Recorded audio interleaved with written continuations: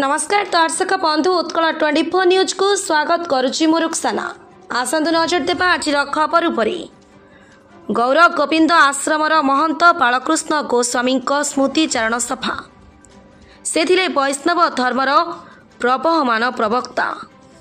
शनिवार गाजीपुर गौर गोविंद आश्रमर महंत प्रभुपाद बालकृष्ण दास गोस्वामी स्मृति चारण सभा अनुष्ठित हो भोगराईर हुगुली पंचायत अधीन गाजीपुर स्थित बालकृष्ण दास गोस्वामी बासभवन एने आयोजित सभा को वरिष्ठ सांबादिक सुभाष दास अध्यक्षता करथिले। विशिष्ट समाजसेवी तथा भोगराई कुंभारमूली पंचायत समितिर सदस्य आशीष कुमार पात्र जोगदे स्वर्गत बालकृष्ण दास गोस्वामी को वैष्णव धर्मर एक प्रवहमान प्रवक्ता थिले बोली मत प्रकाश करथिले। गीताविद तथा अवसर प्राप्त संस्कृत शिक्षक हरिहर पंडा जोगदे स्वर्गत दास शिक्षा क्षेत्र में विशेष दक्षता अर्जन करनथिले मध्य दीक्षारे से स्वतंत्र परिचय सृष्टि करि पारिथिले। जड़े आध्यात्मिक परिपूर्ण मनीष सहित दयार सागर थिले बोली कहिथिले। अन्य मानक मध्य पूर्वतन पंचायत समिति अध्यक्ष गणपति गिरी, अवसर प्राप्त कॉलेज अध्यक्ष कृतिबास साहू, जिला परिषद सदस्य संतोष कुमार जेना, मौरसी तपन कुमार पंडा, कवि सुकुमार दास, कवि संतोष कुमार पात्र, कॉलेज अध्यक्ष अशोक कुमार प्रधान, शिक्षाविद रवीन्द्रनाथ प्रधान, बड़पुओ अचिंत दास, सानपुओ विभुपद दास प्रमुख जोगदे बहुमुखी प्रतिभार स्मृति चारण करथिले। शेषे दिवंगत बड़पुओ अवसर प्राप्त प्राध्यापक अचिंत्य कुमार दास तांको साधना संपर्क में सूचना देवा सहित धन्यवाद अर्पण करथिले। एही अवसर अतिथि माने तांको फोटो चित्र रे श्रद्धा सुमन अर्पण पूर्वक नीरव प्रार्थना करथिले। एथे ओडिशा और पश्चिम बंगर तांकर बहु भक्त माने योगदान करथिले। प्रथमे तांकर कर्ममय जीवन आरंभ करथिले। स्वास्थ्य कर्मी हिसाब रे NMEP national malaria eradication programme रो स्वास्थ्य कर्मी रूपे सेते बेले ए अंचल रे प्राय डाक्तर नथिले भी केही माने प्राय नथिले कहले चले। तत्कालीन बालकृष्ण बाबू बा गोस्वामी से लोक मानू घर घर बुली औषध दबा सांग को इंजेक्शन दबा माने मागणा रे ताकर से जे मृत ही जंती जाई जंती वृंदावन प्राप्ति हो जंती से केमते लोक थिले जा तो बुझी के आसीबो तांको पठेले। से किछ समय पर आसी कहिले किछ कहि पालेनी, कहले खाली समस्त बसिकरी कांदुचंती। भगवान से तांको कहउचंती जे देखिछु तू सेया देखिछु कोन ना भक्त माने तांको चारिपटर बसी कांदुचंती, अर्थात तांको झुरुचंती, तांको मने पखै निजे दुख प्रकाश करचंती। अतः से निश्चित भाव में भल लोक थिले वृंदावन प्राप्ति हम को गोटे जगह मध्य से सब पाखक अनेक लोक आसी कथबार्ता होउची सब पाखे कहीं नहीं। क्षमा करेंगे कथाटा जदि भाषाटा जदि खराब होता है गोटे क्षमा करेंगे। गोटे कुकुर आसी सब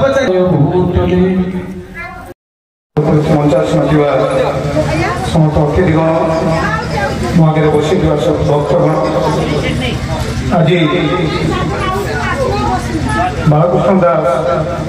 आम पाखे ना किंतु समस्त हृदय आज पर्यंत जीवित अच्छा बाबद विशेष किसी न जानी भी जानी जो गौर गोविंद आश्रम सब था सब कार्य लिप्त था। आत्मार सद्गति हो जिते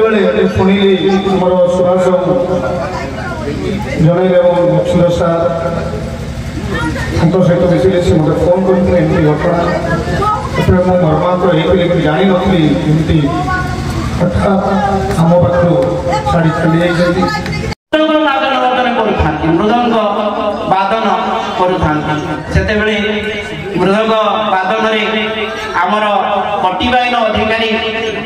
आम रघु जेठा बाबा ये अंचल सुनाम धन्य मृदंग बादक थे से मृदंग बादक रु चाकरी काल शेष हो गला मृदंग बादक चली था साथी साथी एवं मृदंग बादन मु अध्यापक भाव नियुक्ति पाई 1990 मसीह 23 एप्रिल 2024 रे मु अवसर नहीं अध्यापक रु प्राध्यापक ही अवसर नहीं ये आशीर्वाद आज मो बाबा कर स्मृतिचारण सभा मोर अनुरोध रखी एठी उपस्थित मोर रवि सार मोर द्वितीय बापा से मु वर्तमान मो द्वितीय अभिभावक भावे से दिन मृत्यु बेलू से जो भली भाव आम पाखे आसी उपस्थित जो भली भाव ये सब संतप्त परिवार को सांत्वना दे जो भली भाव सबको अति मध्य सान भाई हिसाब से तपन तुम्हें ये काम कठोर ये काम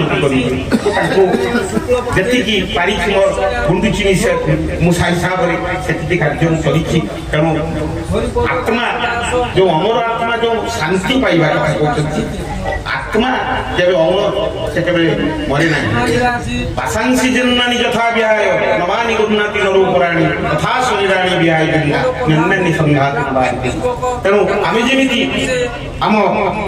जमी ये को छाड़ी जड़ वस्तु को जड़ देह को छाड़ी आम अन्न पटे शरीर जो जाऊँ आम सहित जाऊँ किए आमर सूक्ष्म शरीर विवेक आत्मा एवं पंच इंद्रिय जाऊँगी